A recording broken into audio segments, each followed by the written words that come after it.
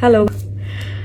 This is the first time that I'm getting in touch with you all to clarify something, and I think this will be the first time that I'll be thinking twice before I speak my heart, because I'm anxious that my words might be misinterpreted. So forgive me if I take a while longer than usual to communicate my thoughts. And I'd like to do this in English. In a recent interview, I was asked if I was a supporter of the left or the right wing, and I clearly stated that I believe I'm neutral, and we need to be good human beings first before we identify ourselves with our beliefs, and that the oppressed need to be protected at any cost. So further into the interview, I went on to elaborate on how I look at things, and I had quoted two references which had a huge impact on me, and which left me traumatized for days. In fact, after I watched the film The Kashmir Files, I had the opportunity to speak with the director, and this was 3 months ago. I remember telling him that I was disturbed seeing the plight of the people at that time, and being someone that I am, I would never belittle tragedy like the genocide and the generations of people who are still affected by it. Having said that, I can never come to terms with the mob lynching incident that had taken place during our COVID times, because I remember seeing that video and being shaken for days. I believe that violence in any form is wrong, and violence in the name of any religion is a huge sin. So this is all that I intended to say, and that's all.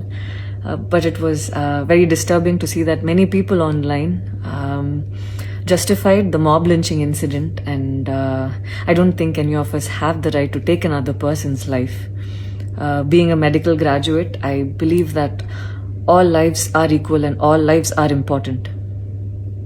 And I hope a day doesn't come when a child is born and he or she is scared of his or her identity.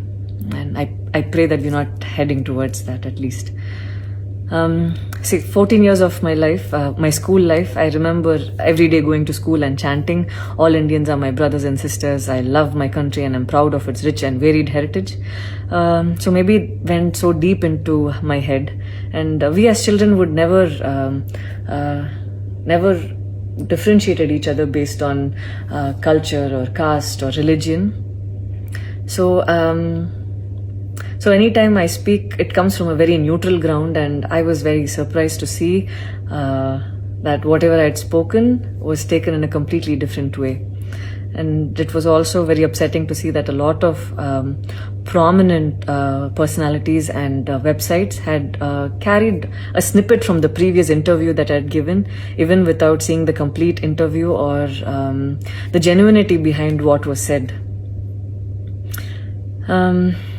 I would like to take this opportunity to thank the people who stood by me the last few days, because I remember feeling so alone and conflicted, wondering what I did wrong. And it was heartwarming to see that a lot of people raised their voice in support of me, and I felt like they knew me for who I am. So thank you so much for making me feel like I wasn't alone. So I wish you all happiness, peace and love. Thank you so much.